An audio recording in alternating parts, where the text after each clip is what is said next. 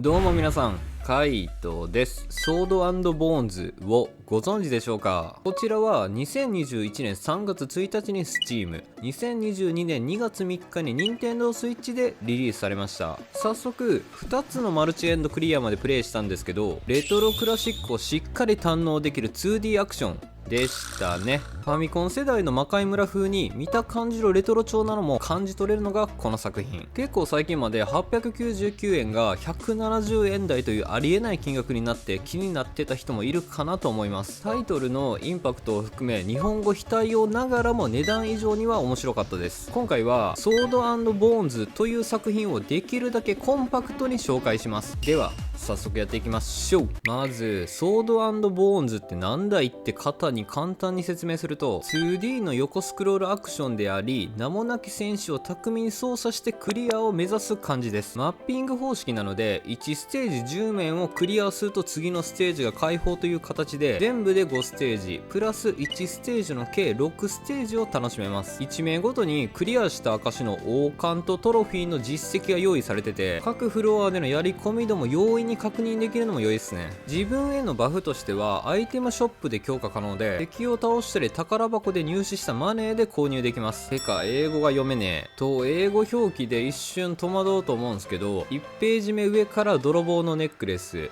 聖なる指輪、翼のあるブーツ、エリクサー、魔法のハーブを把握しておくとクリアするまでかなり有利になりますね。 Google 先生ありがとう。少しお高い翼のあるブーツで操作性がぐっと良くなったので頑張って貯めるのが良いですね。ざっくりと説明するとこんな感じです。次におすすめポイントになるんですが、4時間かからないで完全クリアできる難易度。このゲームで面白かったのは、ささっとマルチエンドまで全てクリアできるのが一番大きいんですよ。1ステージの1面がそんなに広くないのもあって、トロフィーコンプもさほど難しくないです。いくら探しても見当たらないと感じても、最終手段のバフアイテムにより隠し通路が透過する親切設定。戦闘に関してもレトロ特有のヒットアンダーウェイで削りながら倒していき突破、そしてアイテムを全て回収しながらのショップでのバフと一連の流れがつかめれば容易にいきましたね。ボスはゴリ押しでいける部分が多いので、魔界村とは違った簡単さがありました。これが心が全然折れなかった理由、マジでこれ。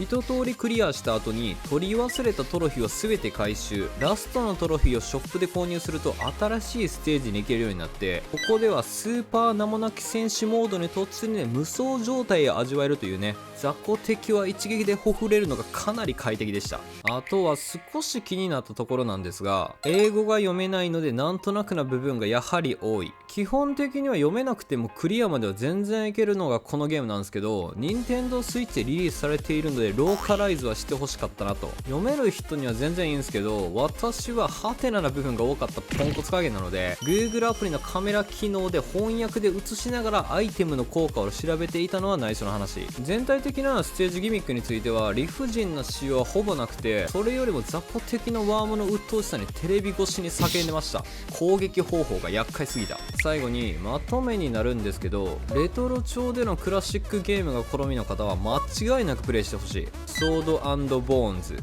現在は料金が定価に戻ってるんで、次のセールの時まで待つのは全然ありですね。よければ皆さんも名もなき選手を操って国を救ってみませんか？きっと英語が読めないと感じた時に絶対にググってしまいますよ。このチャンネルではインディーズ作品を中心におすすめのゲームを一通りクリアして紹介しております。少しでも参考になった方がいればチャンネル登録や高評価をしていただけると幸いです。ではではまたの機会に。カイトでした。